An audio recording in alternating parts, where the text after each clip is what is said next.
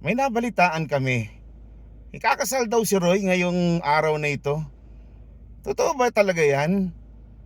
Puro drawing yan nung nakaraan Ha? Pero mukhang may imbitasyon, marami namang tao, may mga wedding sponsor. So ibig sabihin, totoo ito.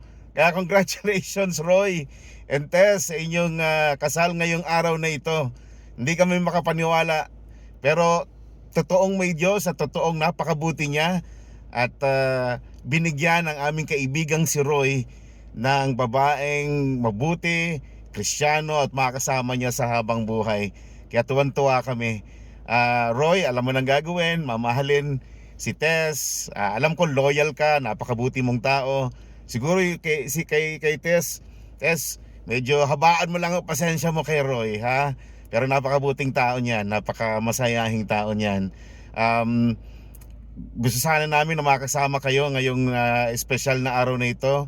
Pero hindi talaga kinaya.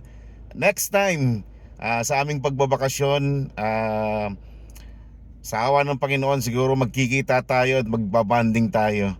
Pero ngayong araw na ito ay tungkol sa inyong pagsasama.